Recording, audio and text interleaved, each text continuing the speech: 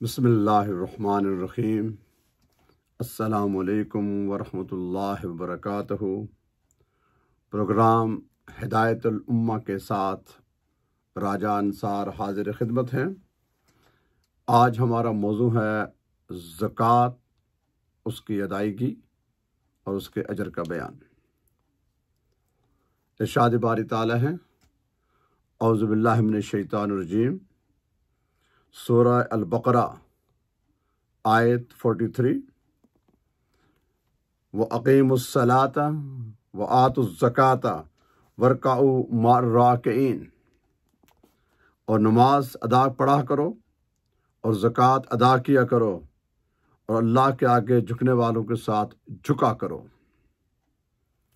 दूसरी आयत सूरह अल-नूर आयत 56, व अक़ीमुस्सलाता व आतुज़्ज़काता व आतिउर रसूला लअल्लकुम तुरहमून। और नमाज पढ़ा करो, ज़कात अदा किया करो और पैगम्बर अलैहिस्सलातु वस्सलाम यानी अल्लाह के फरमान पर चलते रहा करो ताकि तुम पर रहम किया जा सके। फिर फरमाया सूरह अल-बय्यिना आयत नंबर 5, वमा उमिरू इल्ला लियअबुदुल्लाह मुखलिसीन लहुद्दीन हुनफा व यक़ीमुस्सलाता व यूतुज़्ज़काता व ज़ालिका दीनुल क़य्यिमा। और उनको हुक्म तो यही हुआ था कि इखलास अमल के साथ अल्लाह की इबादत करें और यकसू होकर नमाज पढ़ा करें और ज़कात अदा किया करें, और यही सच्चा दीन है। फिर फरमाया आगे सूरह अल-बकरा में अगेन 277, इन्नल्लज़ीना आमनू व अमिलुस्सालिहाति व अक़ामुस्सलाता व आतुज़्ज़काता लहुम अजरुहुम इंदा रब्बिहिम वला खौफुन अलैहिम वला हुम यहज़नून। जो लोग ईमान लाए और नेक अमल करते रहे और नमाज पढ़ते रहे और ज़कात अदा करते रहे, उनके कामों का सिला अल्लाह के यहाँ मिलेगा और क़यामत के दिन उनको ना कुछ खौफ होगा और ना ही वो गमज़दा होंगे। तो फरमाया सूरह अल-नमल आयत नंबर 3 में, अल्लज़ीना यक़ीमूनस्सलाता व यूतूनज़्ज़काता व हुम बिल आखिराति हुम युक़िनून। और जो नमाज पढ़ते हैं और ज़कात अदा करते हैं और आखिरत का यकीन रखते हैं।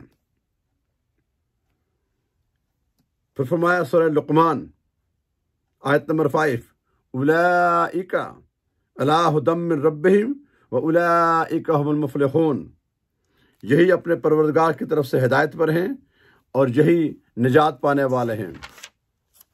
फिर उसके बाद और दूसरी आयत में सूरह अल-फातिर में आयत 29 में इरशाद फरमाया, इन्नल्लज़ीना यतलूना किताबिल्लाहि व अक़ामुस्सलाता व अनफ़क़ू मिम्मा रज़क़नाहुम सिर्रन व अलानियतन यरजून तिजारतन लन तबूर। जो लोग अल्लाह की किताब पढ़ते हैं और नमाज की पाबंदी करते हैं और जो कुछ हमने उन्हें अता किया है उसमें से पोशीदा और जाहिर दोनों सूरतों में खर्च करते हैं, वो इस तिजारत के फ़ायदे के उम्मीदवार हैं जो कभी नुकसान में नहीं होगी।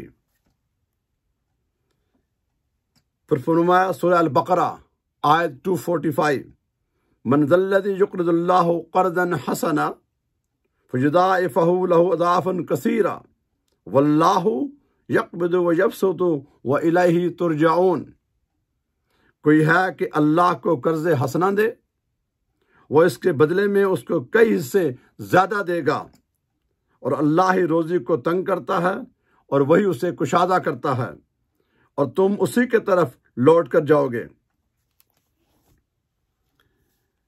फिर आगे जो ज़कात के हवाले से जो जल्दी में अदा करनी है उनके लिए फरमाया, या अय्युहल्लज़ीना आमनू अनफिकू मिम्मा रज़क़नाकुम मिन क़ब्लि अन यातिया यौमन ला बैहि फ़ीहि वला खुल्लतुन वला शफ़ाअ वल काफ़िरून हुमुज़ ज़ालिमून। ऐ ईमान वालो, जो माल हमने तुम्हें अता किया है उसमें से उस दिन के आने से पहले खर्च कर लिया करो जिसमें ना कोई सौदा होगा और ना दोस्ती और सिफारिश हो सकेगी, और कुफ्र करने वाले लोग जालिम हैं। फिर फरमाया सूरह इब्राहीम आयत 31, कुल इबादियल्लज़ीना आमनू युक़ीमुस्सलाता व युनफ़िक़ू मिम्मा रज़क़नाहुम सिर्रन वलानियतन मिन क़ब्लि अन यातिया यौमन ला बैउन फ़ीहि वला खिलाल। ऐ महबूब, मेरे मोमिन बंदों से कह दीजिए कि वो नमाज पढ़ा करें और उस दिन के आने से पहले जिसमें ना कोई अमाल का सौदा होगा और ना कोई दोस्ती काम आएगी, हमारे दिए हुए माल में से ज़ाहिरन और पर्दे में दोनों सूरतों में खर्च किया करें। ये चंद आयात मुबारका हैं। हम में से हर एक अच्छी तरह जानता है कि ज़कात, नमाज, रोज़ा, उसके बाद एक अहम 3 पिलर है, बेसिक पिलर है इस्लाम का। और जहां नमाज का हुक्म आया है कम बेच 742 मरतबा या कम या ज़्यादा, हर जगह फरमाया व अकीमुस्सलाता व आतुज़्ज़काता। ये इंतहाई अहम तरीन मौजू है, जानते सब हैं, तकरीबन हर बंदे को यह पता है। बात इस पर सख्ती से अमल करने की कैसे किया जाए। तो पहली बात, बगैर किसी लंबी चौड़ी बहस के सबसे पहली चीज जो हम ये कोशिश करते हैं कि अपने हर प्रोग्राम में तकरीबन मौके के हिसाब से इजहार किया जाए, वह है रिज़्क़ हलाल। माल कमाना हम पर फर्ज है, रोजगार कमाना। ये असबाब की दुनिया है, कब्र में नौकरी नहीं होगी, हशर में या क़यामत के दिन जो जन्नत में काम नहीं करना पड़ेगा। इस दुनिया में रोजी कमानी है, मेहनत करनी है, तिजारत करनी है, बिजनेस करनी है, अपने जरिया आमदनी पैदा करने हैं। जमीन की भी है ना, उसके में खेती बाड़ी करने के बाद अनाज आता है, फलों की भी हिफाजत की जाती है। अलगर्ज के ये सोर्सेज की दुनिया है। नंबर 1 द मोस्ट इंपॉर्टेंट हर एक के लिए, सबसे पहले मेरे लिए और उन लोगों के लिए जो वाज नसीहत करते हैं उनके लिए और ज़्यादा सख्ती है कि हत्तल इम्कान जितना मुमकिन हो सके रिज़्क़ हलाल हो। और हम जानते हैं कि रिज़्क़ हलाल किसके मानी क्या है। एटलीस्ट उतना तो हम करें कि जानबूझकर किसी को धोखा ना दें। अगर हम दफातर में काम करते हैं और बिलखुसूस गवर्नमेंट के इदारों में या जहां हमें इख्तियार मिलता है, उसमें रिश्वत और सिफारिश की बुनियाद पर काम ना किया जाए। अगर हम तिजारत करते हैं प्राइवेट तौर पर, तो जितना हम जानते हैं उसमें डंडी ना मारें। अगर हम किसी से लेन देन करते हैं उसमें हत्तल इम्कान जितना मुमकिन है सच बोलें। हमारे कोई मातहत है, उससे जो काम लें, उसकी मजदूरी, उसकी तनख्वाह जो हमने कमिट किया है, जो हमारे इख्तियार में है, उसको बरवक्त और जो उसका हक बनता है पूरा पूरा अदा करें। और अगर हम किसी के मातहत हैं और काम करते हैं, तो जो हमने कॉन्ट्रैक्ट किया हुआ है, जो हमारी जॉब रिक्वायर है, उसको पहले क्लियर करें। और जहां एक बड़ी खास बात आप सबके लिए और मेरे लिए भी है कि कहीं भी हम जो काम करें, सरकारी इदारा हो, प्राइवेट हो, जाती बिजनेस हो, किसी का छोटी मोटी नौकरी हो, छोटी तिजारत हो, बड़े लेवल पे हो, बैरूनी मुल्क हो, अंदरूनी मुल्क हो, किसी तरह भी हो, उसमें हमने वो काम शुरू करने से पहले ये मेक श्योर करना है कि इसमें कहीं हराम रोजी तो नहीं है। मुझसे कोई ऐसा काम तो नहीं ले जाएगा जो हराम हो, कम अज कम नॉलेज में तो हो। नहीं है मैं किससे पूछ लूं, किसी आलिम दीन से दरियाफ्त कर लूं, और उसके बाद जब हम शुरू कर दें तो खुद भी और जो हमारा कोई बॉस है या हमारे कोई मातहत है, उन दोनों के लिए कि नमाज उसके दौरान जो हमारी 5 वक्त की फ़र्ज है और सलात जुमा उसमें आ जाता है, इसके लिए हमने हर सूरत में और हर हाल में वक्त निकालना है। ऐसा ना हो कि हम दिन में मशक्क़त तो करें, खेती बाड़ी भी करते हैं, मजदूरी भी करते हैं, दुकान भी करते हैं, ऑफिस भी करते हैं, सारी चीज़ें हमने की हैं। हम वकील हैं, डॉक्टर हैं, प्रोफेसर हैं, टीचर हैं, मिलिट्री में हैं, प्राइवेट हैं, कोई तो है ना। नमाज हर जगह है। वो नौकरी हम ना करें, वो तिजारत ना करें जिसमें हमें नमाज कज़ा होने का इम्कान हो। हादसा तर होना और बात है, इमरजेंसी है, एम्बुलेंसेज हैं, कोई और मामलात हैं, हज़ारों चीज़ें हैं, वो अलग इशू है। लेकिन रूटीन में हमने अपनी नमाज के वक्त ज़रूर और बिलज़ूर निकालना है। और अगर हम किसी का काम करते हैं तो उसको पहले बता दें कि ये जो मेरे नमाज के औकात हैं, 15 मिनट, 20 मिनट, आधा घंटा, जो भी हम तय कर लें, मैं उतना काम एक्स्ट्रा करूंगा या करूंगी। या अपने एम्प्लॉय को पहले से कह दें कि हमारी तरफ से आपको ये वक्त इजाज़त है। आप दुकान पर हैं, मकान में हैं, ऑफिस में हैं। आज के ज़माने में जिस दौर से हम गुजर रहे हैं, टेक्नोलॉजी है, ना इतना पानी का मसला होता है, ना जाए नमाज का मसला होता है, ना हमारा किबला डायरेक्शन का मसला होता है। तकरीबन हमें आज़ादी होती है। तो यह कैसे मुमकिन है? अगर बाजमात नहीं पढ़ सकते हैं तो मजबूरी है। किसी ऑफिस में कहीं 2 बंदे मिलकर पढ़ लें, अगर वो भी नहीं, अकेले पढ़ लें आप। 10 मिनट के लिए दरवाज़ा बंद कर दें दुकान का। यह अल्लाह का हक है जो पहले है, और फिर बंदे का हक है। आगे उसके डिटेल्स हैं। आप में से हर एक जानता है कि मैंने अपनी दानिश में ना झूठ बोलना है, ना फ्रॉड करना है, ना बेईमानी करनी है, और ना ही मैंने रिश्वत देनी है ना लेनी है। अगर मुझसे कोई नाजायज़ काम का मुतालबा करता है, या तो मैं काम ना करूं। अगर मजबूरी है तो मैं अपने तौर पर कोशिश कर लूं, 1 बार, 2 बार, 3 बार, कम अज़ कम मुतलका आदमी को मैं याद दहानी करा लूं कि भाई ये जो तुम काम कर रहे हो या कह रहे हो या मुझसे तवक्को कर रहे हो, इसका अल्लाह उसके रसूल ने हुक्म नहीं दिया, बल्कि अल्लाह उसके रसूल ने नाराज़गी का इज़हार किया है। मेरी शरीयत के मुताबिक जिस पर मैं अमल पारा हूँ, मैं मुसलमान हूँ, मैं शरीयत का पाबंद हूँ। शरीयत हमेशा सुप्रीम है, उसके बाद मुल्की कवानीन हैं, उसके बाद ख़ानदान हैं, उसके बाद अकारब हैं। उसका कम अज़ कम ये इत्तला देना ज़रूरी है कि मैं इसकी खिलाफ वर्जी नहीं कर सकता। क्यों? कि मेरा अल्लाह और मेरा रसूल, जिनका मैंने कलमा पढ़ा है और जिसकी मैं इबादत करता हूँ, उसने इस चीज़ से मना किया है। अगर खुदा न खास्ता में पता नहीं है तो हम किससे दरियाफ्त करें? आज हर चीज़ आसान है। आपके पास इंटरनेट है, यूट्यूब है, फेसबुक है, हर जगह दस्तयाब है। कोई ऐसी यानी मजबूरी नहीं है, कोई एक्सक्यूज़ नहीं है हमारे पास कि जी पता नहीं था। पता करना पड़ता है। हम जब खाना खाते देखते हैं ना, खाना इसमें मसाला सही है नहीं है, पुराना है नया है, लिबास पहनते हैं, पानी पीते हैं, सारा पता करते हैं। अपने बच्चों को स्कूल दाखिल करते हैं, घर लेने से पहले देखते हैं कितना है, इसका किराया कितना है, लागत कितनी आएगी, सेक्टर कौन सा है, एरिया कौन सा है। ये तमाम चीज़ें हमें पहले दस्तयाब करते हैं ना।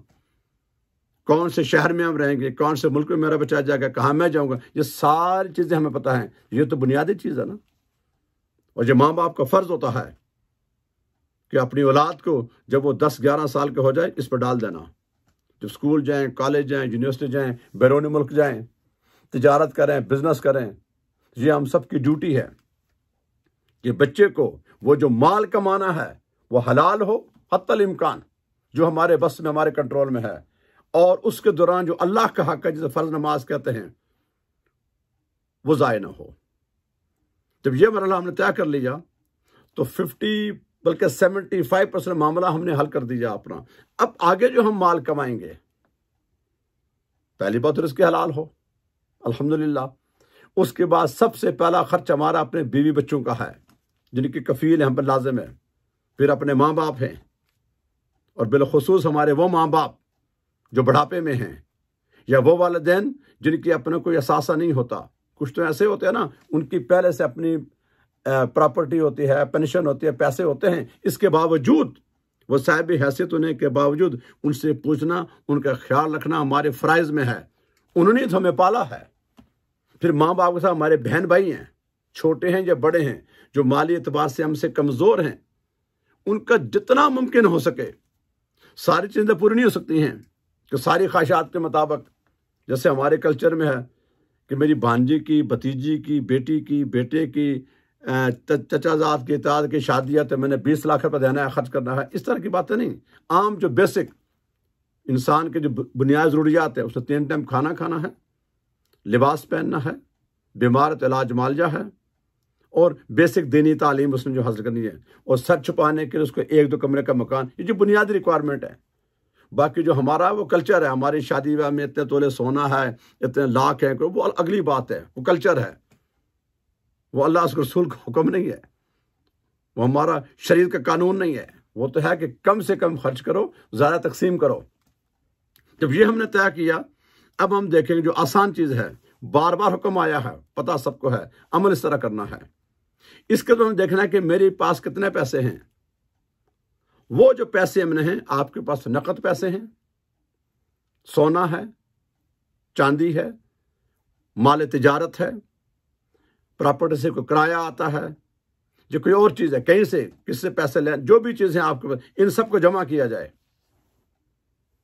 वो जितना आपने जमा किया, लड़सी किसी का वो निकलता है 10 लाख रुपया, या 10,000 डॉलर हैं, या 10,000 पाउंड हैं, या किसी करेंसी में हैं, आज के दौर में करेंसी है, उसमें से जो आपने कर्ज देना है। आजकल के ज़माने में जो हमारी मकान की मार्गेज है, गाड़ी की मार्गेज है, क्रेडिट कार्ड है, वो शामिल नहीं है, तो और चीज़ है, उनके चैप्टर अलग है। आम जो हमने लेन देन किया हुआ है, मैंने आपके देने, आपने उसके देने, उनको माइनस किया जाए। अगर 10 लाख है, उसमें से आपने 6 लाख किसी का देना है, और पीछे 4 लाख आपके बच गया है, और उस पर आपका गुजर गया है साल पूरा। अगर 10 महीने गुजरे हैं, 6 महीने, 8 महीने, ज़कात फ़र्ज नहीं होगी आपके ऊपर। लेकिन जब आपको यकीन है, और अगर थोड़ा बहुत डाउट है, तो करीब ही आपके इलाके में वो कोई भी मुफ्ती हो, मुस्तनद आलिम दीन हो, ये हवाई फायर करने वाला और पैसे लेने वाला ना हो, उससे जाके मसला पूछ लें और पूरी हकीकत सच बता दें, कोई चीज़ छुपाई नहीं। जिस तरह हम ऑडिट करते हैं ना, टैक्स पे करते हैं, तो पूरा जी मेरे पास ये आमदनी है, ये मेरा असासा है, ये मेरे पैसे हैं, और ये मैंने कर्ज देना है इस शेप में, वो आपको बता देगा। वो जो बताएगा उस पर साल गुजर जाए, उसमें 2.5% आपने देनी है। ये फ़र्ज है, ये कानून है। आप ज़्यादा दें तो सदका है, आला है। और बाद में किसी की आमदनी एक महीने की 10 लाख है, खर्चा उसका 10 लाख से ऊपर हो गया, उस पर ज़कात नहीं आएगी। लेकिन देखा जाए खर्चा किया कहाँ पर है, ये नोटेबल बात है। खर्चा अगर आपने किसी जायज़ जगह पे किया है तो दुरुस्त है, असराफ में नहीं।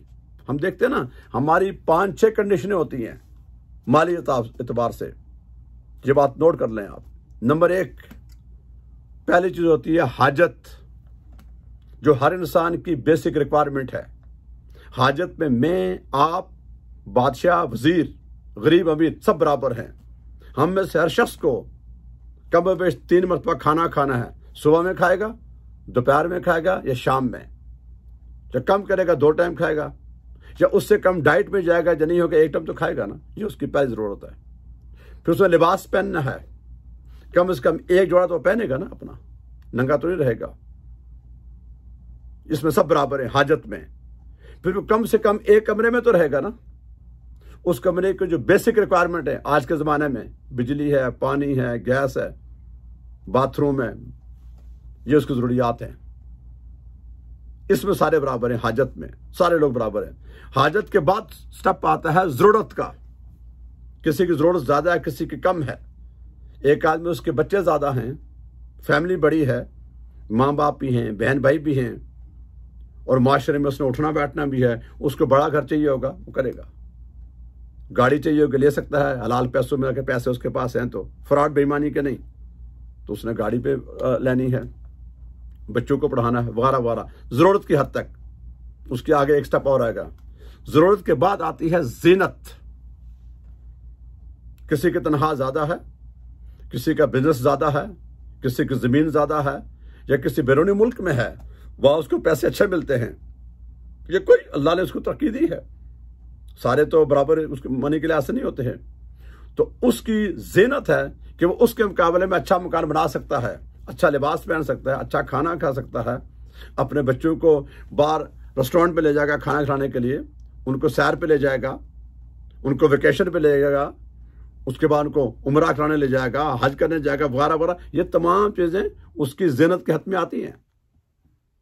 अब जीनत से जो अगला स्टेप है वो असराफ में है कि भाई मेरे पास पहले से 2 गाड़ियां मौजूद हैं, एक मेरे पास है, एक मेरे बच्चों के पास है, मैंने 4 और रखी हैं शौक के लिए, ये स्पोर्ट्स कार है, ये फलाना है, ये असराफ में चला जाएगा। जब मेरी बेटे की शादी चंद लाख में हो सकती है तो मैंने 1 करोड़ रुपए का जहेज देना है, और 1 करोड़ रुपए की मैंने सोना देना है, और मैंने 5 स्टार होटल से कम खाना नहीं देना। ये तमाम चीजें बाजार अच्छी लगती हैं, थोड़ी देर के लोग इज्जत भी करते हैं, लेकिन जाती असराफ में है। हाजत में सारे बराबर हैं, जरूरत की इजाजत है, बल्कि उसमें फ्राइज में आता है पूरी करें आप। जीनत की इजाजत है, जायज है उसके लिए। जीनत का अगला स्टेप असराफ है, और तकरीबन हम में से एक जानता है कि ये मैं पैसे जो स्पेंड कर रहा हूं या कर रही हूं, ये असराफ में है या जीनत में है या जरूरत में जो हाजत में है। बिलमुम आज के सोसाइटी में तो लोग हाजत पे इत्तेफाक नहीं करते, जीनत कहते हैं सारे जा सकते हैं। आप लिबास पहनते हैं, अच्छा पहनते हैं, आप अच्छा घर बनाते हैं, वो जीनत के हद तक है। लेकिन देखा जाएगा कि जो मेरी जीनत तक पहुंचा हूं, इसमें मेरी अपनी खून पसीने की कमाई है, मेरी काबिलियत है, मैंने चीटिंग की या फ्रॉड किया क्या है, ये तमाम से नोटेबल हैं। अगर आपका रिज़्क़ के हलाल है और ज़कात आपने 100 रुपया दी है, $100 दी है, जो भी हल्की दी है, आप कामयाब हैं। और ज़कात आप दे रहे हैं लाखों की तादाद में, लेकिन रिज़्क़ हराम है, वो हम सबके नुकसानदेह है। बेस जो है ना, बुनियाद, वो सारा इन 2 चीजों पर है, फर्ज नमाज और रिज़्क़ हलाल। ये नहीं कि बंदा हाथ पे हाथ रख के बैठ जाए और भीख मांगता रहे, ये मना है, नाजायज, गलत है। मजबूरी के आलम में और बात है, जैसे कि बाद मुल्कों में, पाकिस्तान जैसे मुल्क में ये कवानीन नहीं है, लेकिन यूरोप, यूएसए में, कनाडा में, ऑस्ट्रेलिया में ये कवानीन हैं। अगर कोई हैंडीकैप है, मजबूर है, उसको गवर्नमेंट देती है खाने पीने को, अगर वो काम करे, काम मिल जाता है उसको। हड हराम है, उसकी बात और है, फ्रॉडी है, बेईमान है, झूठा है, उसकी तो मामला ही और है। लेकिन ईमानदारी के साथ आज भी अगर आपने बच्चों से मेहनत कराएं, आप पढ़ाई को अच्छी पढ़ाई करें, नमाज और तर्क कभी ना करें, और दुआ भी करें और दवा भी डालें, अल्लाह ताला आपकी मदद करेगा। आप थोड़े छोटे से घर में रहेंगे, थोड़े पैसों में गुजारा हो जाएगा। हमने कैसे देखी हैं, मेरी अपनी फैमिली में रिश्तेदार हैं, करीबी हैं, मैंने देखा उनको आमदनी कम है और उनका गुजारा सही है। और कई ऐसे देखें कि पैसे बहुत हैं मगर फरियाद कर रहे हैं, वो ये नाशुक्री होते हैं। ऐसा नहीं है। मेहनत, रिज़्क़ हलाल, ईमानदारी, दयानतदारी, नमाज की पाबंदी, खुश अखलाकी और ज़ुबान की हिफाजत, और सबसे बढ़कर अल्लाह से डरना, तक़वा अख्तियार करना। रोजी आपके पास कम होगी लेकिन बरकत में होगी। ये चीजें अगर हमने कर ली, अब अगर हमने ज़कात अदा की, तो ज़कात जब हम अदा करेंगे तो उसका इंशाअल्लाह मैं अगले हिस्से में तफसीली बात बयान करूंगा कि हदीस मुबारका क्या कहती हैं। ये तो कुरान पाक आया थे ना, जहाँ अल्लाह का हुक्म आ गया, फर्ज हो गई, सबको पता है, इसमें कोई दो राय नहीं हो सकती है। अब उस पर इंप्लीमेंट कैसे करना है, ये सारी हमें जरूरत है। उसका पहला हिस्सा मैंने अर्ज कर दिया कि इसके हलाल हत्तल इम्कान, नमाज रोज़े की पाबंदी, और किसी के साथ कोई धोखाबाजी ना हो, और जो लेना देना है फारग करने के बाद अगर माल हमारे पास जमा हो जाए, उस पर साल गुजर जाए, तो रमज़ान का महीना आला है, इसमें दीजिए। ज़कात अदा करना जरूरी है, माल साफ पाक होता है। लेकिन अगर रिज़्क़ हराम है तो जितनी मर्जी इंसान ज़कात दे, नमाजें पढ़ें, सदका खैर, उसको कोई फ़ायदा नहीं होगा। तो मैं इंशाअल्लाह अगले प्रोग्राम में इन पर हदीस मुबारक की रोशनी में कि हुजूर ने क्या फरमाया, ये तो अल्लाह का हुक्म आ गया ना। चंद आयत में लिए, बहुत सारी आयत हैं, मगर मैं चंद का इंतखाब किया, पता है इसका सबको है। हम कोशिश करें, खंगालें अपने आप को। मैं अपना मुहासबा करता हूँ, आप अपना कीजिए, कोशिश करें कि हम क्या कर सकते हैं और क्या होना चाहिए। और इसमें मेरी अपनी कोई पसंद नहीं है, मेरी और आपकी कोई चॉइस नहीं है। इस पर हम बाउंड हैं अल्लाह उसके रसूल के हुक्म के। हम जब ईमान लाते हैं तो हमारी अपनी तमाम चॉइस ख़त्म हो जाती है, हमारा नफ्स हमें उबारता है गलती से। मगर नहीं, अगर मोमिन है तो वो सिर्फ ख्याल रखेगा कि मेरे इस माल पे मेरा हक बाद में है। लेकिन अल्लाह उसके रसूल को हुक्म क्या है, तो हमने अल्लाह उसके रसूल के हुक्म को मानना है, ना कि दुनियावी लोगों को देखना है, ना नफ्स को देखना है, ना दिखावे को। ये मुनाफिकीन का और दूसरों का तरीका है। मोमिन हमेशा नुकसान है तो हो जाए, कोई क्या कहता है लोगों को छोड़ दें, कब्र हमारी अकेली होगी, हशर के मैदान में हम अकेले उठाए जाएंगे, हिसाब किताब अपना होगा। जिनके लिए हम कमाते हैं वो कल हमारे काम नहीं आएंगे, हमारे खुद अपने अज़ा हमारे खिलाफ होंगे। इस पर इंशाअल्लाह ताला मैं अगले प्रोग्राम में हदीस मुबारक की रोशनी में तफसीली बयान करूँगा। मेरी दुआ है अल्लाह ताला आपको और मुझे हलाल रिज़्क़ कमाने की तौफीक दे और उसमें से ज़कात अता करने की तौफीक दे। वमा अलैना इल्लल बलाग।